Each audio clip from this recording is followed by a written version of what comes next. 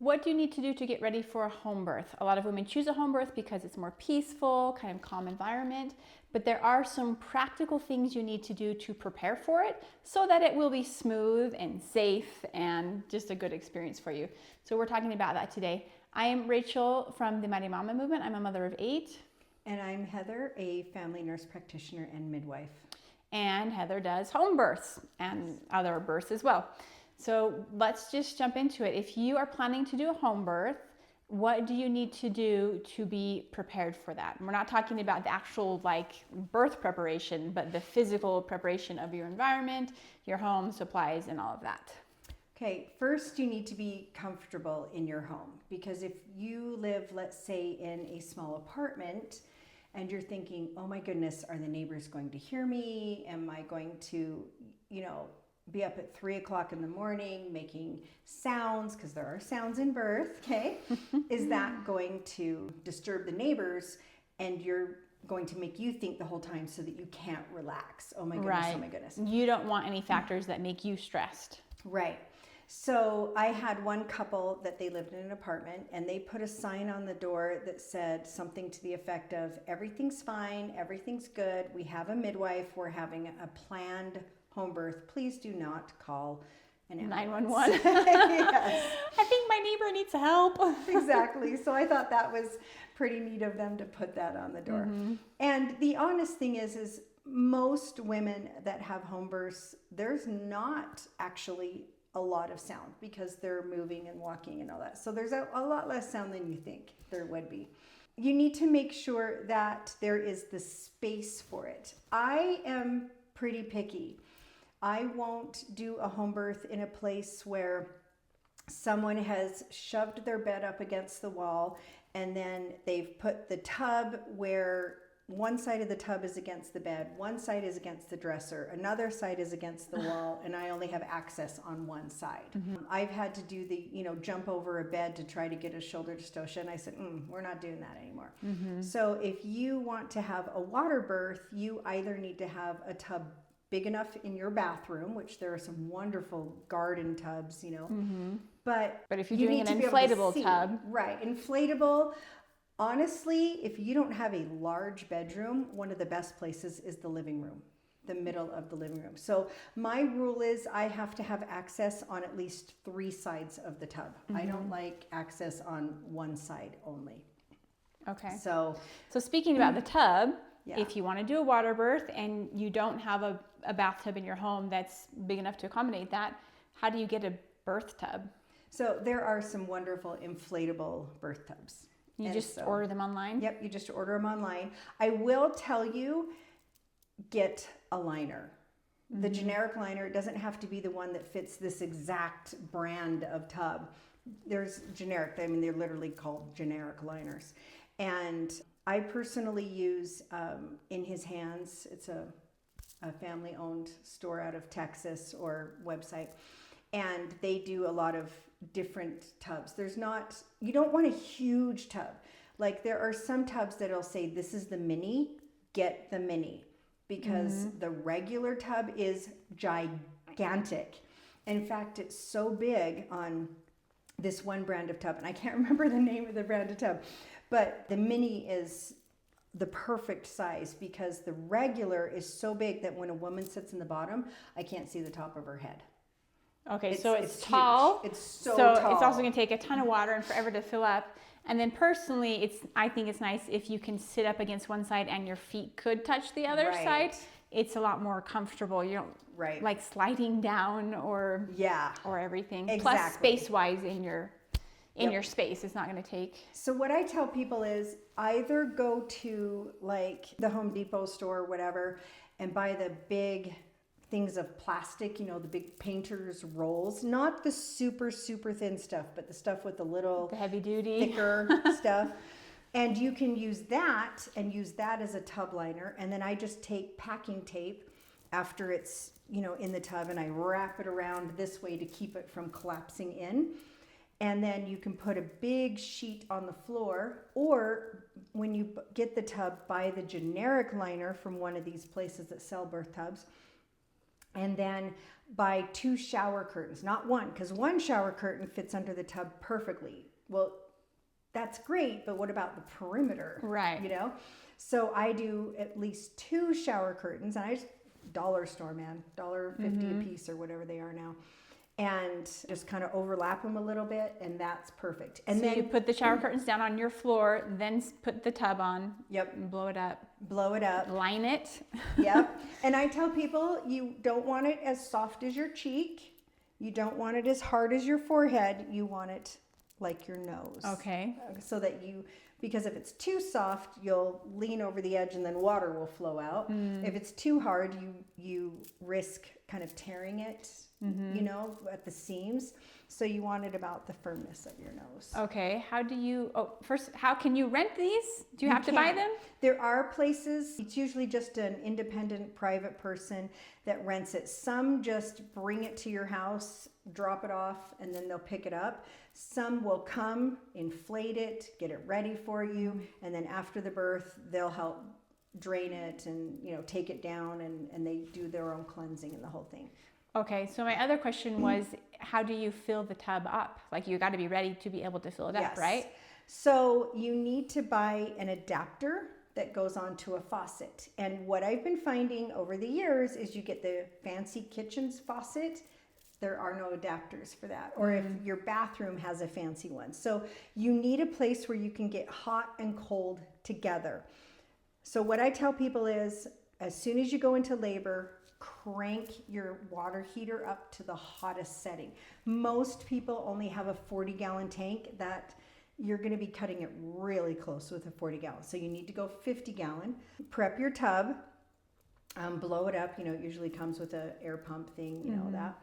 And put the liner in. Make sure you tuck the liner into the corners, because if you have like a slant, Mom will put her foot right through that. Okay. And then you've kind of defeated the whole purpose of a liner.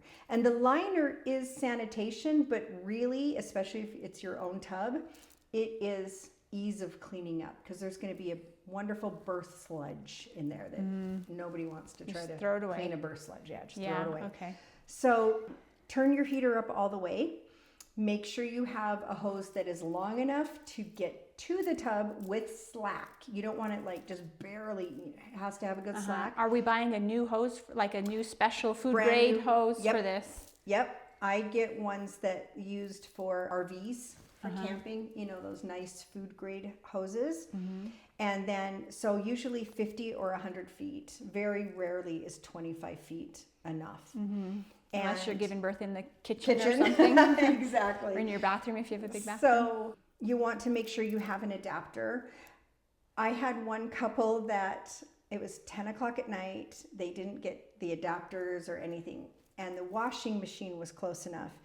And I don't recommend that. One, Dad didn't have a wrench. I've never known a man to not have a wrench. So we had to go to the neighbors to get a wrench.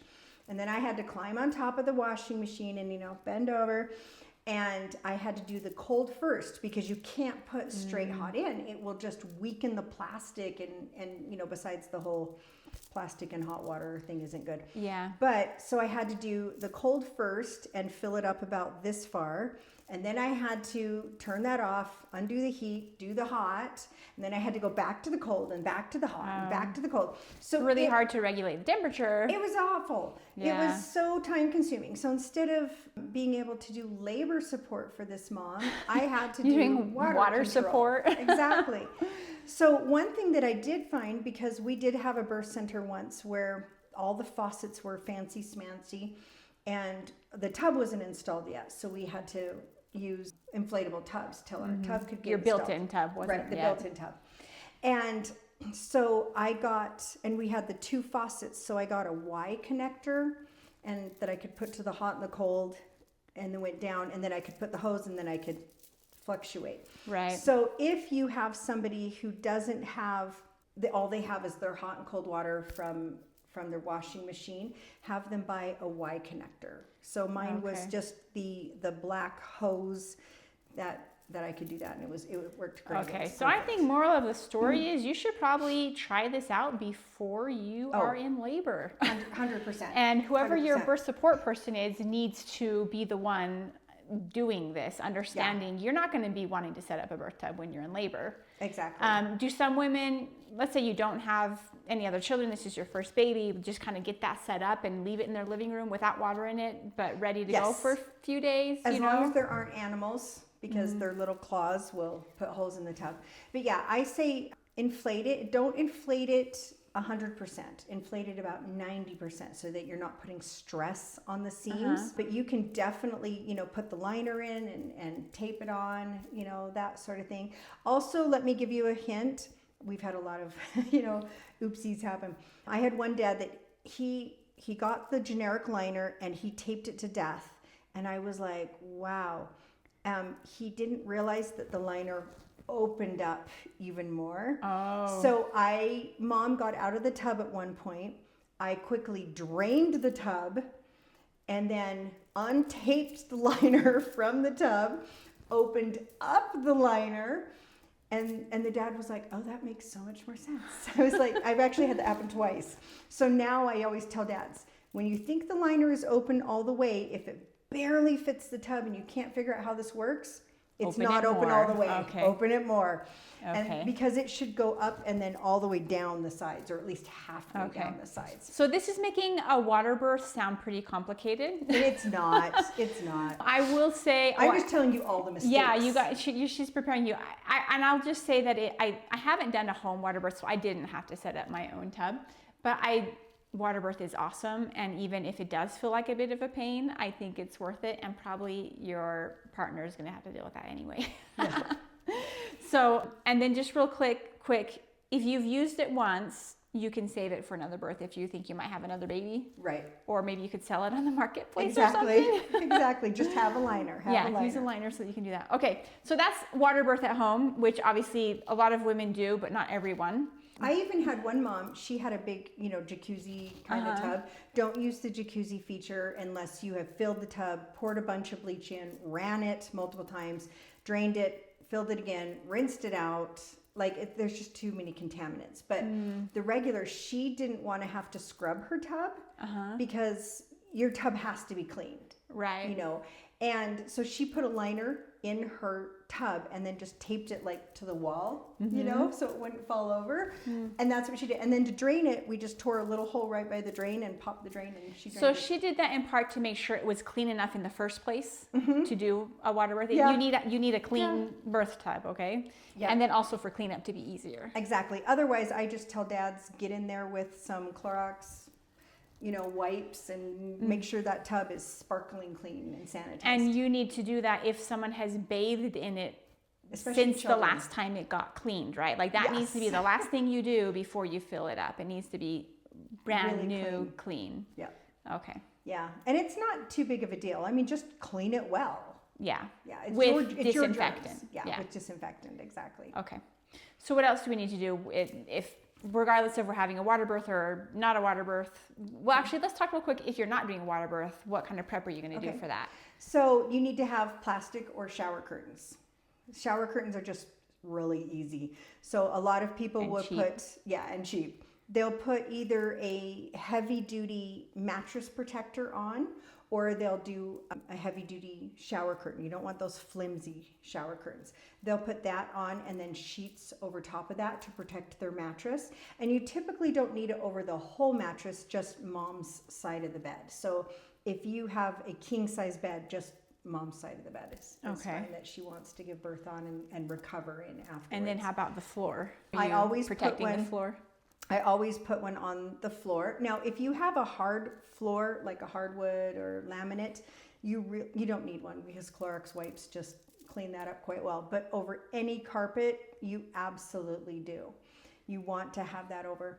And if the bed is kind of low and the mattress, if there isn't a mattress protector that goes all the way down, whether it's an actual fitted mattress protector or a shower curtain, I'll have the floor one kind of go up and I'll tuck it in between the mattress and the box spring, just to make sure that nothing kind of drips down as mom's getting out. You don't want to be worrying about mess, like ruining your bed or ruining your carpet Right. or something. When you're in labor, you don't want to worry about anything. It's really important. You'll have a much better birth experience if you're not worrying about things, even yeah. in the back of your head. And this sounds really labor intensive, but it's not. So let me just kind of run through setting up for a home birth for you, okay? So what you would do is you go into labor, you know, you're like, oh, I'm going into labor. So you or somebody or whoever is going to turn up the hot water heater all the way. Make sure everybody there knows it's up all the way so that nobody scalds themselves, okay?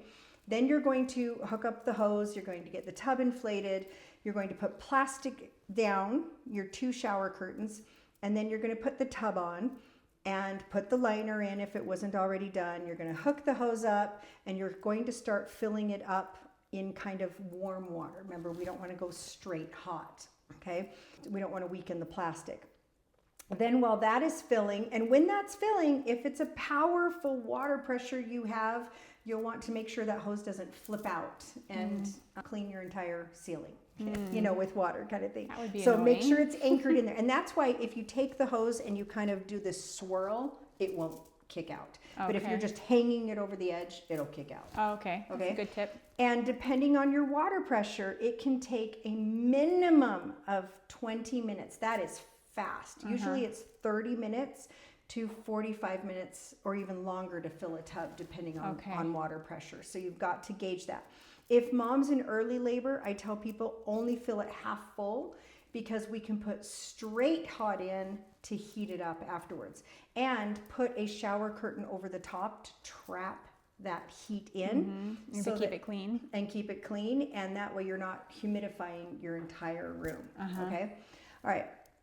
Then I'm going to put a mattress protector or a shower curtain over mom's side of the bed. I'm going to put one on her side of the bed on the floor.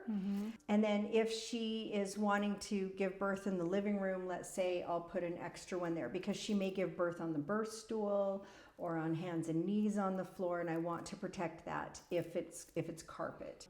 Then I want to take towels, and I'll want to put towels around the outside of the tub, just whatever. Towels actually come pretty clean. Some people will go to like secondhand store and buy used towels just to, you know, throw on the floor kind of thing that they can just throw away later.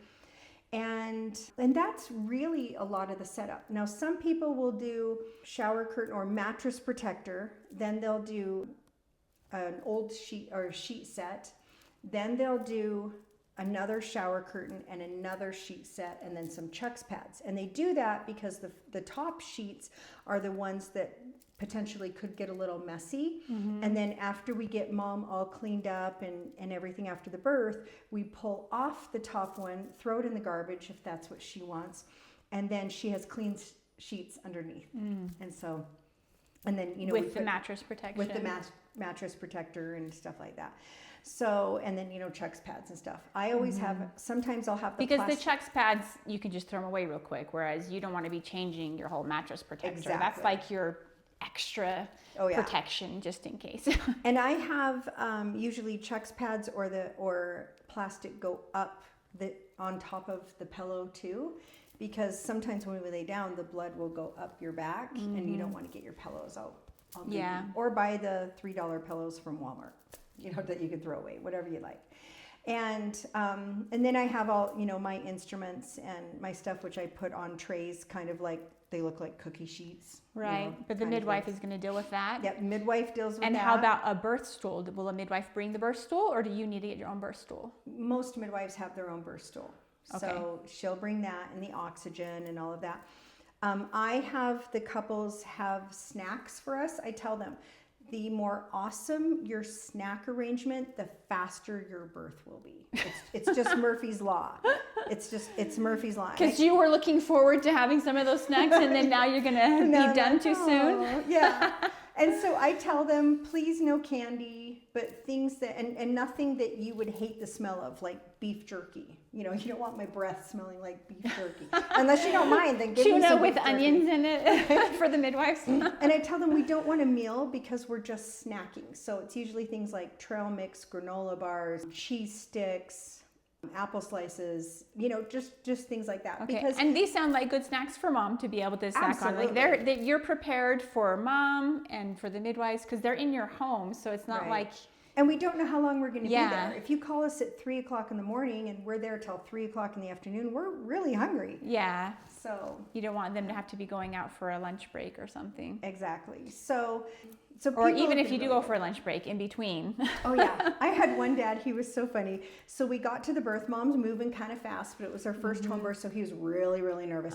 And he pulls open the drawer to their freezer, the bottom drawers, and he had packed it with so many like breakfast things and everything, and that's what he was obsessed about. Okay, I've got, because he didn't know what to do with his wife. He was very, very nervous, and so he's like, I have all this freezer food, and then he opened the fridge and he had little orange juice and apple juice and he had all this stuff. I was like, your wife's gonna have a really fast labor because this is like the most awesome snack. That made him feel prepared and in control. Yeah, exactly.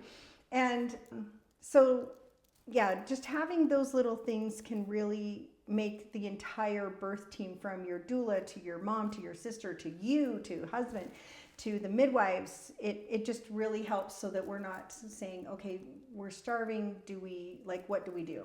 Yeah. Okay. So, and then then we have little things like, we're like, please supply something to throw up in, whether it's in the birth kit that moms order, it has a little barf bag or an ice cream bucket, whatever mom wants that way. And then our moms order a birth kit that is prearranged, that has like a peri bottle and Depends, and it has a lot of the stuff that she'll need, Chuck's pads, and if she wanted to, she can throw in it's a pre-done cart, but she could throw in plastic liners or whatever she wants. Okay. Yeah. And that's mostly for the postpartum stuff, but you need to obviously buy it before you go into labor. Exactly. I mean, the Chucks we're going to use at the birth. And I even have it include things like garbage bags, because I've been to births where, when I was first starting, where they'd have this little garbage bag, and I'm like, I can't put that tub liner in this garbage bag. So now it contains 2 black, big 33-gallon garbage bags that I can have one on each side of the room. They need to have a laundry basket that I can put the wet linens in. And then I tell them they need to have their laundry, their washer and dryer empty, so that I can put loads and accessible. Right. I tell them that their house needs to be clean. And I say, because and it doesn't have to be like absolute hardcore spotless, but it needs to be clean, because I've gone into homes where there's no space on the counter. The counters are so cluttered with dirty dishes and just stuff that I need somewhere to examine this placenta, and there's no counter space. Or I've walked into the bathroom and the garbage is overflowing. Or I've gone to get a homeopathic to crush, and there's no clean spoons. And so I personally will not do a birth in a home that is not clean. The kitchen counters need to be cleared off. And that doesn't mean 100%, you can, but no dirty dishes. Like, not enough that you need to be stressing out, like I have to have my house immaculate. In fact, that's one reason why I haven't done a home birth, because I would stress out too much about that. Right. And I don't want to deal with it. But we do an inspection beforehand. And I would say 9 times out of 10, they're like, is this clean enough? And I'm like, okay, this is immaculate. Way cleaner than we need. Right. Like, this is amazing. And I tell moms, I'm like, you know what? We all have bad days, especially if you have multiple children. And if you go into labor and you look at your house and you're like, yeah, this isn't, I'm like, come to the birth center. Just come to the birth center. No judgment. I have 4 kids myself. I will not judge. Come to the birth center. I understand. And, you're exhausted and tired at the end, but it needs to be clean. And the reasoning I tell them, besides the fact that it's much easier for me to navigate and it's a safety thing, is that if I need to call an ambulance to transport you to the hospital and they walk into a house that is messy, I'm not talking cluttered, I'm talking messy. Do you really want CPS showing up on your on your front porch 2 days after the baby is born because you're coming home from the hospital and EMS walked in and was like, okay, so you're really, like you said, you're not talking about an average person here. Like, average people just don't have their house like that, usually, right? But I know some people who do. Right. And so you never know how someone's going to judge it, though. Yeah. That's what I'm saying. Yeah. And so I tell them, please have it clean. You know, I did, like I said, mini births as a student or helping other midwives, that I just made the hardcore rule that if your home isn't to, I hate to say it, but my standards, then, and my standards are not incredibly high. They're just basic. Here. Then you need to come to the birth center. Okay. To have your baby. And I was like you. My third baby, I had one bathroom, and I thought, well, what if I want to sit on the toilet in labor, and then nobody else will be able to pee? And so I had my baby in a birth center because I wanted to know that if I sat on the toilet, I wasn't constantly thinking, does anyone have to pee? Does anyone have to pee? Does anyone have to pee? So my next baby, I had 2 bathrooms, and I was like, problem solved. Yeah. You know? Yeah. So, yeah. Okay. So we talked about kind of preparing the space. Your midwife is going to have all of the medical stuff. You don't have to worry about that. You're going to buy a birth kit, which I'm assuming most midwives will say, this is the birth kit that I want you to buy. Or they'll give you a list of things to get. And Okay. the reason I have a birth kit is I used to have a list of things, and the mom said, I don't want to try to find all these things. Can I just like go somewhere and click a button and enter my credit card and be done? And I went, okay, I'll make a kit. Okay. Yeah. So then you buy it all at once. You need to make sure your house is reasonably clean. You've got food in the house for yourself and for your birth team. Yep. Anything else we need to do that we need to really be thinking about? Okay. So animals typically need to be out of the space. I am a huge animal lover, but animals need to be out of the space. They need to be in a separate room or someone else's house or the garage or something, because animals will get very protective.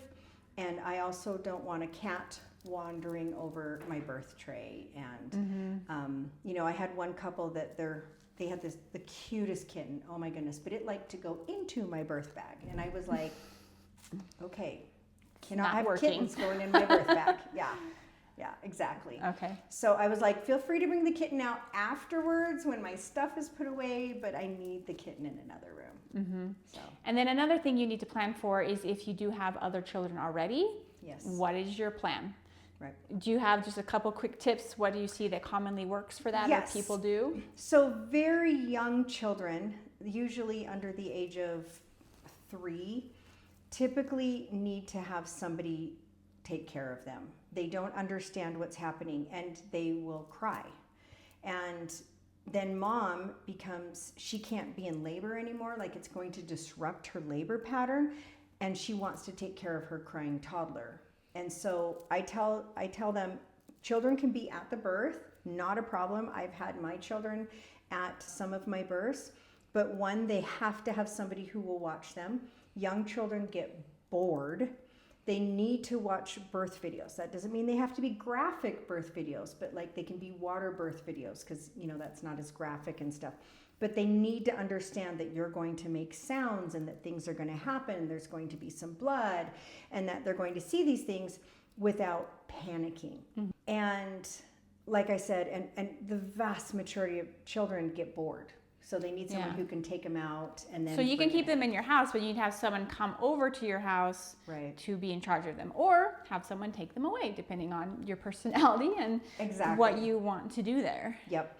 So when my third child was born, my second child, he had no interest whatsoever. My first child was very interested, so we watched a lot of birth videos. He was very prepared, but he still had a babysitter because he would be bored during the labor. Yeah. So when it came time for the birth, he came in, he sat on his dad's lap, but the babysitter was there in case he needed to be taken out. He loved it, and he was 4.5. But I'd really prepared him for this. And then he was there for the newborn exam. I love the pictures I have of him on the bed with the midwife doing the newborn exam. And he would help measure the head. And like, he was very, very involved. Where, like I said, my other child was like, I want nothing to do with this. And I wasn't going to force him. And then when my next child was born 4 years later, my daughter was 4, that baby.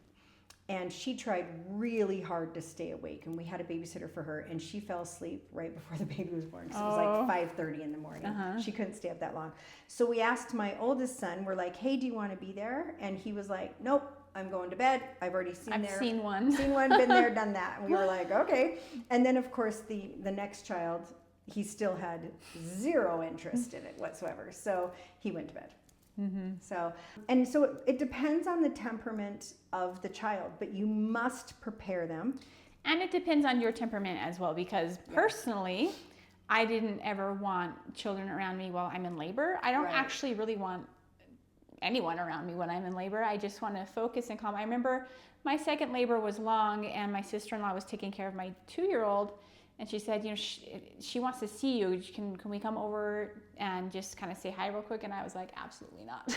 Right. Because she's going to want to hug me and be like, mommy, mommy. And that's sweet and everything. I have nothing against, I love toddlers, but not when I'm in labor. Right. I'm dealing with contractions here, and I just can't deal with anything else. Like, this is enough for me to deal with right now. And that's just my personality.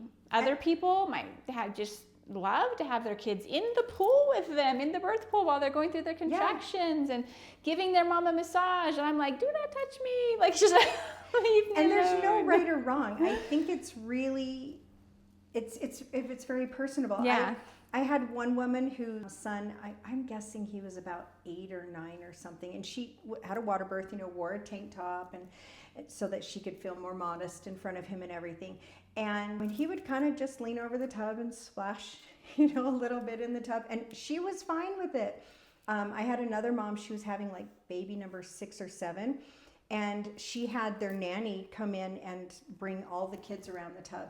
And they all did great except for one child. And I said, is that child okay? She's like, oh yeah, he's dramatic over everything. And I was like, okay, that's fine then. And so it person to person, it just really So whatever you varies. choose, you just need to plan for this. And I think you need to be prepared for if you think you want your child with you, but then you find out you don't. Right. Like you said, That just have someone someone can take who's them. in charge of taking care of them, whether you want them there or not. And this is important because I had a birth once where the mom had, her husband was out of town, unfortunately, when she went into labor. So she had 2 of her sisters and her mom, and they brought the children, and then her mom wanted to be in there with her to see the birth. And so they left the older children that were not very old, left the other children in the other room. And it just so happened that I knew this mom had fast labors, and so my daughter was with me at the birth center, and so I said, I don't have time to take you home. You're just going to have to stay here in the other room till your dad can come and get you. And my daughter ended up babysitting her children because her mom kept going into the birth room, ignoring the other grandchildren. And I'm sorry, my birth center isn't childproof. It shouldn't have to be childproof. Right. And so my daughter had to watch the children, but as soon as the baby was born, I told her mom, I said, you have to watch your other grandchildren. I'm really sorry. Like, I cannot have them wandering around in a non-childproof medical environment. Right. And so ever since that experience, I now tell people, if your mom wants to be at the birth, she cannot be the one watching the older children. And it's not me trying to be mean or impose. This is a safety issue. It really is. And so I am a total advocate for children being at birth if they are prepared for it and if their temperament will allow it, because it is a part of nature. It is something that I think is wonderful. And I will say for teenage girls, it's amazing birth control. Amazing birth control. So I have one quick story to tell. Okay. So I had this mom that her first birth with us, which was, I don't remember, her 3rd or 4th baby, something like that. So her first birth with us, I was doing a birth across the hall. So another midwife was with her. And this mom was the sweetest woman in labor, just, not in labor, in prenatals, like very, mellow. And in labor, wow. I was like, I'm going to tell you honestly, I'm glad the other midwife is there and I'm doing this birth, because this mom would be like, don't touch me, make sure you touch me. I just felt bad for this husband. She just was like, and I was like, oh my goodness. Okay. So seems so out of character. it does. So the next pregnancy, I don't put 2 and 2 together, sweet woman during prenatals, wonderful. And then she went into labor and I was like, oh, I remember this woman because this poor husband just wow. I mean, she just really went after him and snapping the pain, the labor and everything. I thought, oh my goodness. So when she had her next baby with us, I warned everybody. I'm like, okay, guys. And they're like, she's so sweet. She's so kind. I'm like, I'm telling you, watch it. Okay, just don't take anything she says personally. Just watch it. Her poor husband, we need to save him as much as we can, buffer him. And she had a teenage daughter there, her oldest teenage daughter. And she behaved so well for that teenage daughter. Oh. And everyone, because I was like, what happened? And one of my assistants was like, I think it's because her teenage daughter was there and she didn't want to bring that side of her out. Yeah. And I went, oh, she should always have a teenage daughter at her birth. So she didn't have any more children after that. She had enough children by that point, I guess she decided. But yeah, just kind of, people can change in labor and stuff. It can be interesting, and the children, how they act. And so if it does make the child nervous, the child needs to be able to leave the room. Okay, another question that I want to go over is, what do women wear during a home birth, water birth or not? And what do they prepare for that? If you go to the hospital, they just kind of give you one of those gowns. Hospital gown, right. So I've had moms wear absolutely nothing, that they were so hot and modesty kind of went out the window. And I've heard a lot of women say, I'm kind of a more modest person, but when I'm in labor, it all comes off and I don't care and I don't think twice about it. But they didn't expect that. Right. I would say the vast majority of women wear a top and the bottom sometime during labor comes off. So they'll wear like a spaghetti top or a swim top. Please, please, please wear something that can easily be pulled up or unstrapped, because there's nothing like trying to peel a wet sports bra off of a mom. It's just very hard. So I've had swimsuit tops, tank tops, little labor gowns that are made, that aren't hospital gowns, that are kind of fun. I've had everything. I have had a few moms that wore like shorts, like big baggy shorts and like a t-shirt. And when the baby was coming, I was like, okay, the shorts have to come off now. Like, I've just got to take. We're the giving shorts birth off. here. So, and those are the ones that you just kind of quickly pull off the shorts and baby crowns. So I'm like, we got to do this. So yeah, I've had them wear everything from nothing to whatever made them feel hardcore comfortable. But in the end, you can't have anything on the bottom.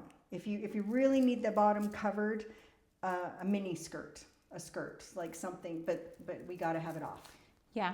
Well, and until you're actually getting ready to give birth, you're going to want something that's kind of looser, comfortable. Oh, yeah. Nothing tight. Like I said. Like if you're wearing a bikini top, you're not wearing the bikini bottom during labor, right? Because you just need something more comfortable.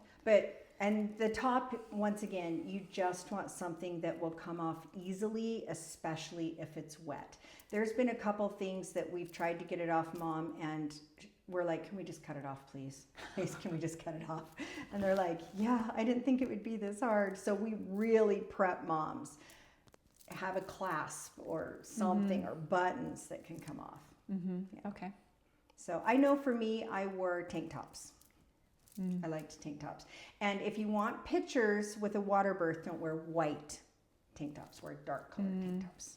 Yeah, a lot of women get really cute tops, like super nice, sparkly bikini top or a really cute bra or something like that. Because if you're taking pictures and everything, that's fun. It's kind of nice. And we do take everything, like I would say, when you're having a water birth, we peel whatever is on you off so that you're not taking cold, wet into the bed for postpartum.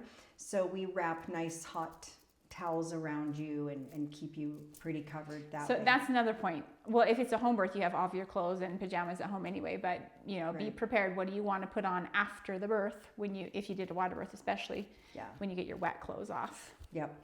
And then after mom is being done, like stitched or whatever, and she has, her bottoms on, the Depends and stuff, we'll usually put on, I would say most people do pajamas or a big t-shirt.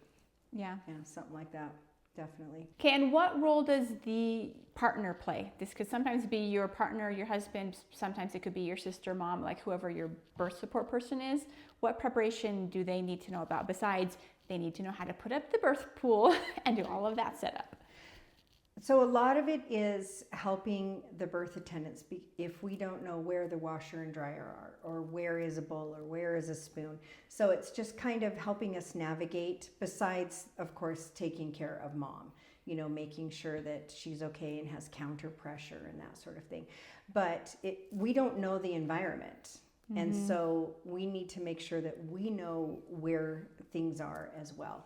So tour guide, I guess you could say, and then labor support. And then another important thing is you need to make sure that your partner is comfortable with this idea, don't you think? Absolutely. Because if they're like doing it because you really want to, but they are not comfortable with it, that's going to be an issue. Have you ever encountered that?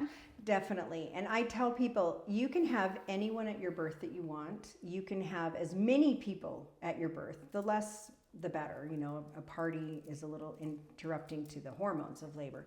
But if there is somebody in the corner, your mom, your sister, your husband, your partner, anyone that is, kind of doing this and stressed and worried in the corner, I almost guarantee you'll end up in a transport to the hospital, because you feel that energy. You feel that energy of, oh, I wish she would just give birth in the hospital. I wish she would hear. Is everything going to be okay? Oh my goodness. And it doesn't mean they have to have a home birth, but they must be supportive of you having a home birth or even a birth center birth. They have to be supportive, because otherwise you'll feel that energy. And it will definitely negative affect you. So let's say your mom is not supportive and she's against it. You need to really consider if you want to have her at your birth. Right. I will say every time I have had someone labor at the birth center or at home, that they had someone there that was absolutely not supportive and was very against it, every time that person has ended up in a transport. Okay. Yeah. So very important that the people are supportive. Speaking of transports, let's just real quick touch on that's part of your preparation, is to know what your plan is should that become necessary. Okay. So I tell my moms to have a birth plan for a transport. Now, this birth plan is going to be very different than your out of hospital birth plan, because if we're going to the hospital, you need an IV, because we're going there for a reason, a medical reason. So don't say, I don't want an IV, because if you're transporting, you need an IV. The baby stuff can remain the same. I want baby to remain with dad, or I want baby to not have vitamin K, or to have it, or hepatitis B, or whatever those preferences are. All of those typically stay the same. But the things that are going to change is, once again, moms are going because they may want an epidural, or they may need an epidural, or a C-section, or whatever the situation is. So the interventions that you originally didn't want, you now need. So you have to alter that birth plan. You need to have a bag packed if you're doing a home birth, because like you said, your pajamas are there, everything's there, so you don't have a bag. Yeah. But you need a bag packed just in case you decide, or it's decided that you need to transport. In the birth center, you've already brought that stuff. We just gather it up and it goes to the hospital with you. If there's multiple hospitals in your area, you're choosing beforehand where you will transport? Typically, or at least having an idea. So in our area, we have about 5 hospitals, more actually, that are quite reasonable to transport to. So the first thing I'm looking at is which hospitals are in your insurance network and which ones are not. That's where I slice it right down the middle right away. Then the second thing I'm looking at is, who am I going for? Am I going for mom, or am I going for baby before they're born, or baby after they're born? So mom, fetus, or baby, okay? Because that's going to make a difference. If I'm transferring a baby that's been born, I'm going to Children's Hospital that is very, very close to us. But if I'm transporting for before baby is born, then I'm going to choose obviously a different hospital, because Children's doesn't do births. Right. So, and are we going just because mom's had a really long labor and she wants an epidural so she can sleep because she hasn't slept in 36 hours and she's exhausted? That can make a difference compared to, we have a baby that's in possible fetal distress and we need a higher tertiary care hospital. So some people don't have a choice. They have one hospital and that's their choice. That's where they're going. Exactly. But when you do have a choice, like we have a hospital here that's great, but they didn't allow midwives for about 40 years. They've just started allowing midwives now. In fact, they hated natural childbirth. And we didn't go to that hospital. The only time I ever went to that hospital is if it was a true emergency and that was the closest hospital. Or I had a backup doctor at one point that's the hospital that he worked at for that insurance. And we would go there. But because he was supportive, the nurses were supportive because the doctor set the tone of that. But otherwise, I won't go to that hospital. I just flat out won't. So we go to hospitals that are actually closer now, but are very transport friendly. So you have to, there's just not one thing. Right. It's a big, But you do need to prepare for that and take into consideration. It's a really good point. You have to have your hospital bag ready just in case. Of course, you're hoping to not need it, but you've got to be prepared. And you don't have to pre-register with the hospital or go to the hospital or tell them. Or I'm like, no. Like chances are we're not going to need it, so don't even worry. And if we do, it's not a problem. So there's nothing you need to do beyond like going to the hospital or anything. Like you just need to know, what is my insurance? Where does it go to? And the midwife should know the capabilities of each hospital and the friendliness. So and the midwife will communicate with the hospital as you're headed over, right? Exactly. Like you're just showing up. Yep.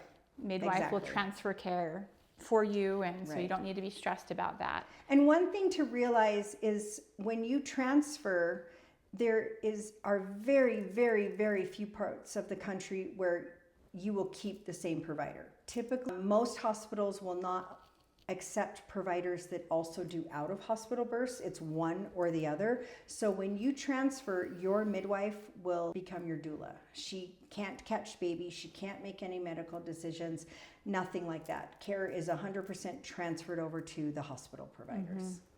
Okay. So very important to realize. Okay, and then before we wrap up, I want to talk about preparing for the postpartum period.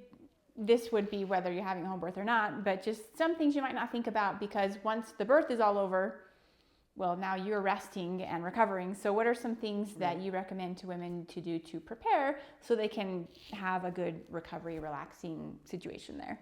So that's a really good point, because in the hospital, you're there for usually 24 to 48 hours, depending. So you have the nurses there in the nursery, and you get food brought to you and all that. So at a home birth or a birth center where you go home very quickly, you aren't going to have that. So most women, the midwife leave around 2 to 4 hours postpartum when mom and baby are stable. Now, the big difference is in most areas, the midwife will come and do a home visit at around 24-ish hours postpartum. Like, I'm not coming at 3 a.m. if you delivered at 3 a.m. Right. I'm coming the next evening. It's been 24 hours. But we do a home visit where we help with lactation and all of that. So you do need to prepare meals. You need to have meals brought in for you or you and your partner for that. Have food in your house, or if you're going to use DoorDash, whatever, but be prepared for that. You've got to have something. Yeah. Exactly. So food you've got to prepare for, because you're not like the hospital having it brought in. You should, like I said, have the midwife have an appointment the next day. Typically, some make you come into the office and we go into the person's house. So that's really important that you have that set up. Making sure that you have, the diapers, the baby wipes, the change of clothes, the receiving blankets. You've got your peri bottle, all of your postpartum care that for us comes in the birth kits that the moms order. Otherwise, ask the midwife, hey, what do I need if you've never had a baby before? Because there's nothing like trying to go to the bathroom and not having a peri bottle the first time.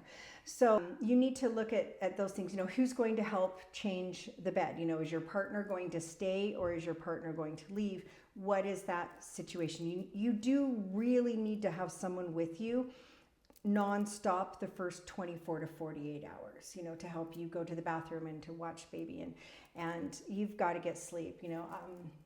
I remember I had one of my babies at 5:30 in the morning and I was absolutely exhausted. That is the most tiring, when you give birth in the middle of the night. Yeah.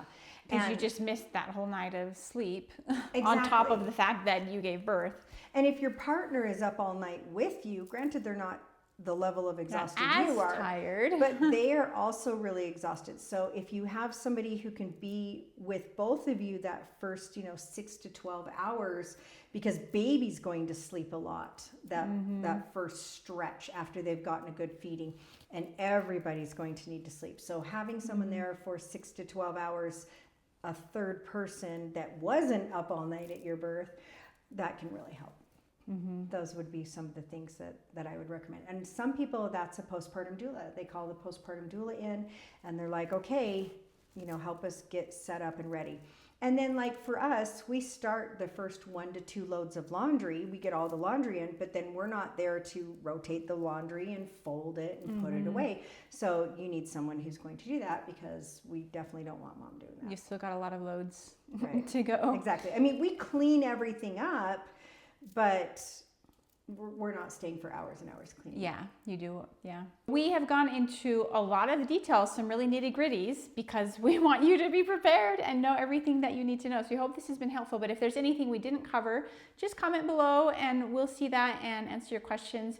And also, if you're preparing for a home birth, preparation is really important as far as learning how to handle that. We're assuming you're going for an unmedicated birth. Just good preparation is so key. So check out our birth class. There's a link to that below too, and that will help you prepare for the physical act of giving birth, whereas we've just been talking about preparing your environment and all of that for birth.